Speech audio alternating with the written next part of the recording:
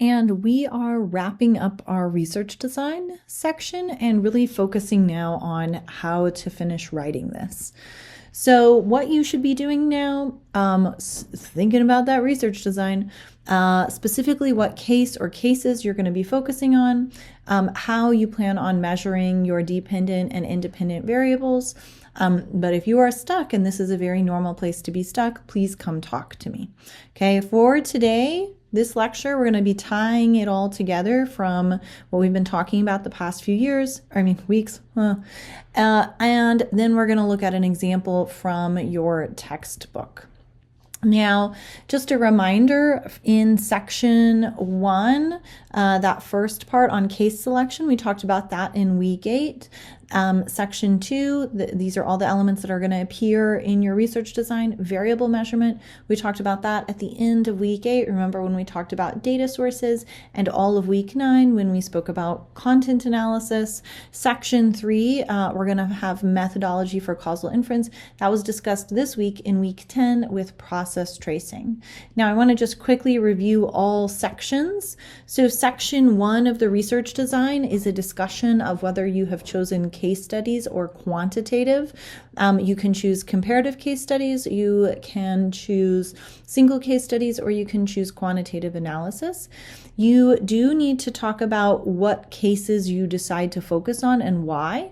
And as well as if you choose, as this is particularly relevant for if you chose case studies, and if you chose a single case study, you need to talk about which time points you selected and why. And if you chose comparative case studies, you need to talk about which factors you are controlling for in the selection of your case studies. That's why it's really important that you talk about whether it's a crucial case or not. Links of this section are going to vary. This next section of your research design is really about measurement. Okay, so a discussion of how you measure your variables, and you want to be really precise and clear here. So what data sources did you get this data from? Okay, the reader should be able to find the data based on the description you provide in this section. So you have to say, I got it from the census, I got it from this other place, I got it from the Robert Wood Johnson Foundation, right? This is usually 2 paragraphs, 1 paragraph for measuring your independent variable, 1 paragraph for measuring your dependent variable. And really you talk about where it came from and how it's coded. Okay. Now, section 3, this is where our process tracing lives, and that's just a brief discussion in which you're going to point out that you're going to assess whether your independent and dependent variables are correlated in the way your hypothesis predicts. We are also going to have a discussion of how exactly you're going to perform your process tracing. So you're going to tell me what types of what types of statements you are looking for. Who are you looking like, are there specific actors that you're looking for their statements specifically? And what sources are you going to look at? Are you going to look at newspapers? Are you going to look for interviews? Are you going to look at archival records? That kind of thing. And again, you want to be precise. Now, I want to jump into the example from your textbook for your research design. So this one was on how to explore the impact of media on the MENA uprisings of 2011. And here it says, access to old and new media among citizens of the Middle East enabled the uprisings of 2011. And in fact, the greater the access to media, the more likely it was that the revolt succeeded in ousting the longtime leader. To test that relationship, because that's really a hypothesis, I will perform a comparative case study of Egypt and Algeria in the years prior to and including 2011. So this is a comparative case study, and it is also telling me what time point we're looking at. These instances provide variation in the dependent variable. Okay. So this is that first part where we're saying, are we using case studies? Are we using correlational analysis? This is telling me I'm using comparative case studies in the years prior to and including 2011. Okay, and these instances provide variation in the dependent variable as Egypt successfully removed its leader after a massive uprising and Algeria remained rather quiet and its regime stayed in place. This pairing then allows me to investigate the extremes in pressure on the regime and its fall. In other words, we're saying look, this dependent variable is different between Egypt and Algeria, right? So we're able to explain some kind of variation where Egypt successfully removes its leader, but Algeria doesn't, okay? So then we're saying why? Why might that be? This particular case selection enables the control of factors that other scholars deem important, such as the international system, socioeconomic conditions, and domestic structures.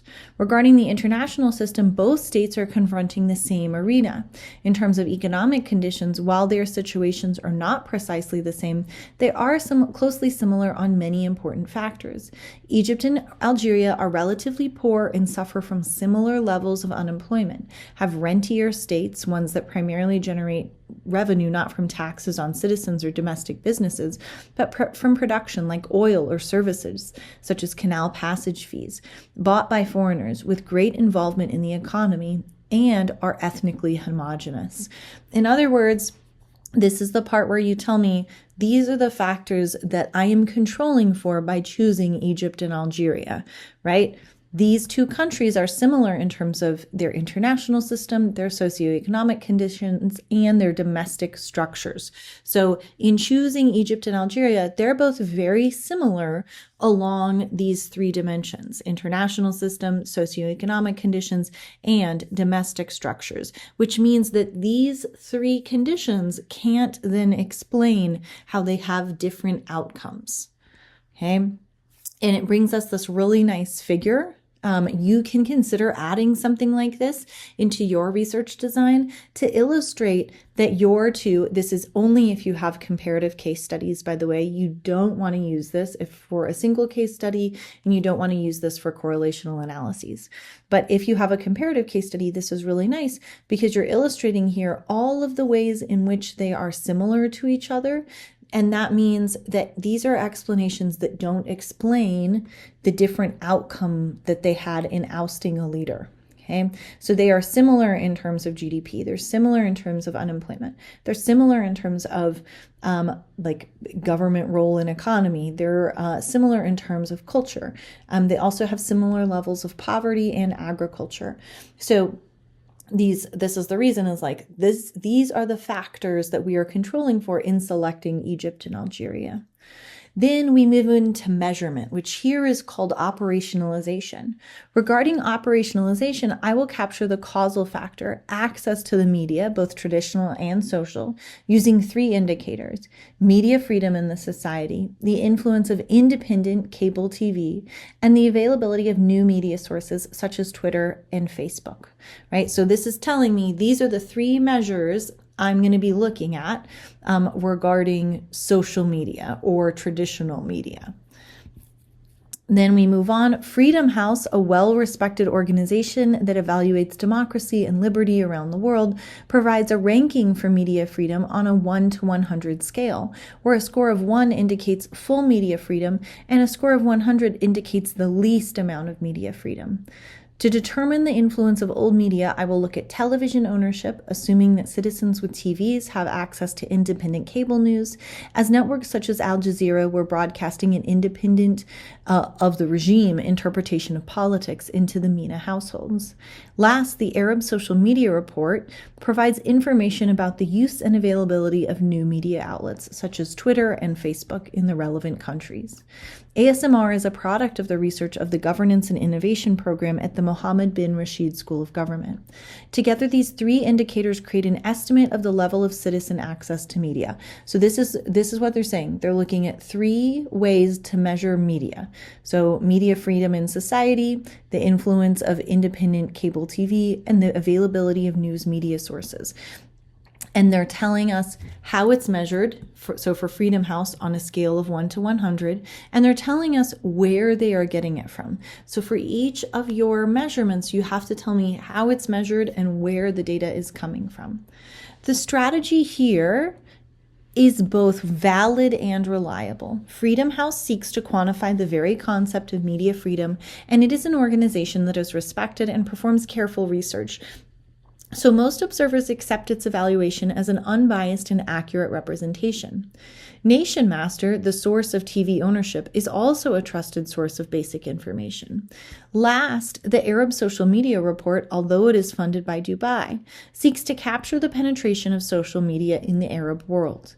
The problem, of course, is that aggregate figures of access do not tell us what channels or sources any individual is experiencing and how often. It also can't, as Lynch asserts regarding cable news, that this information creates a different identity from, for instance, the regime-produced sources. Thus, in that sense, these measures could have some validity problems. Of course, these data are reliable because anyone can read the figures from the relevant charts. So I bring this up because you might end up with a measure that is imperfect. There is nothing that perfectly captures any latent concept. So you can be forthcoming about potential limitations of the data you are using in this section, in your measurement section.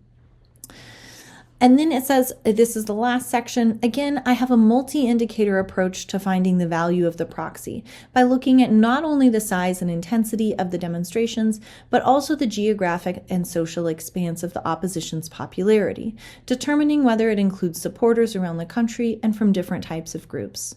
Together, these indicators give a read on whether the strength was great, large and frequent demonstrations, growing geographic and social expanse, or small, sparsely attended and few demonstrations with limited geographic and social appeal. Because the component parts of these measures come from trusted sources of crowd estimates and locations for demonstrations, as well as accounts of the negotiations and agreements between different groups participating, this measure is also valid and reliable. Of course, greater accuracy will have to wait for scholars to dig up more information, but this approach to knowing the pressure that brought about the government's fall is adequate for this seminar paper. Again, this is talking about, this is how we are measuring like supporters and opposition, and there are shortcomings, right? But they are suitable for the purposes of this paper. In each comparative case, first Egypt and then Algeria, I will assess the values of the variables. So this is your last paragraph, as well as look for links between the role of the media and the government's fall. You're essentially saying in this last paragraph, this is what I am testing. This is what I am looking for. I will assess the values of the variables and look for links between media and the fall of the government. Does particular coverage of events or the nature of social media posts lead to an increase in the opposition? Does this reporting affect not only turnout at demonstrations, but also influence discussions between societal and regime elites? How and to what extent? Evidence of pressure from both the street and elites on the outside and in give confidence in a causal connection, not simply a correlation, showing that the independent variable impacts the fate of the regime. In this paragraph, you would include your process tracing. Okay. In sum, this design delivers a sufficient test of the hypothesis.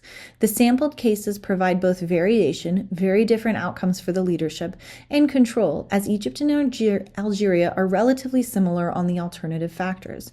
And finding such a pairing is not easy. There are no nearly identical states in the region that experience the Arab Spring in different ways. The strategy for operationalizing the concepts is carefully thought out to capture the essence of these factors, depends on information that comes from reliable sources, and is not subject to interpretation. Admittedly, the news sources that are so important here may be found to be incomplete or inaccurate in the future, when scholars have more access to now closed documents, can perform interviews, and are able to do more thorough information searches. Still, given the importance of these events, doing this preliminary research is useful, particularly because through the comparative case approach, I am uncovering the connections between the variables, investigating whether media access influences what happens on the street and the kind of pressure that can be brought to bear on government, right? So it doesn't look exactly like what we have talked about, but it mirrors pretty closely where you're talking about case selection, you're talking about measurement, and then you're talking about methodology. And you can also see that there are a couple of examples online for this week that you can see of a successful student submission that is quantitative and a successful student submission that is qualitative. So just a reminder, these are the criteria that are up online on Canvas. So if you are doing a quantitative method, You have case selection. So what is your universe of cases, both the unit and the years involved? Is it all 50 states, countries in Europe, OECD countries, individuals surveyed through ANES, and how many observations do you have? So in the case of all 50 states, you're talking about 50 observations. If you are looking at those surveyed on ANES, that might be 4,500 people. In measurement, you are going to talk about how you're going to measure your independent and dependent variables of theoretical interests. So in your descriptions of the data, you want to be really precise and detailed. Where does the data come from and how is it measured? So this means that the reader, I should be able to find your data based on the description that you provide in this section. And then finally, in the last paragraph for quantitative methods, you're going to tell me what you're going to do with the data. So are you going to be running a comparison between two groups? So something like a t-test. Are you going to do a correlation test? Are you going to do textual analysis over time? If you're like, oh, I actually don't know, just send me a quick email and I can give you a hint depending on what your data looks like. But again, you just want to remind us as the readers, what are your dependent and independent variables of theoretical interest, and what are you ultimately testing? For case studies, you want to make it clear to the reader what cases you're focusing on for the paper. Are you doing a single case study, a comparative case study? And if you're doing a single case study, which case are you choosing and why? If you're doing a comparative case study, which case are you choosing and why? You need to tell me what alternative explanations you're controlling for with your case selection. The measurement here is quite similar to what you see in quantitative. Where does your data come from and how is it measured? That's this section here. And then finally, if you are doing case studies, you want to do process tracing. So you will assess whether your independent and dependent variables are correlated, and then process tracing will tell us whether the relationship is causal or not. So just as a reminder, fundamentals 25 is going to style, language, grammar. Case selection, clearly identify your universe of cases and your sample size. If it's quantitative, clearly identifies single or comparative case studies. Clear measurement of your independent and dependent variables, and clear discussion of what you're going to do with the data or how you will do process tracing. So these are all of the elements. I also just want to quickly show you that when we pop over to the modules for the week, that you do have a couple of examples that you can see here. Read example research design submissions. So this is an example of a successful student submission of case studies. And then here is a successful submission of a research design of quantitative. But if you're having any trouble, please come see me.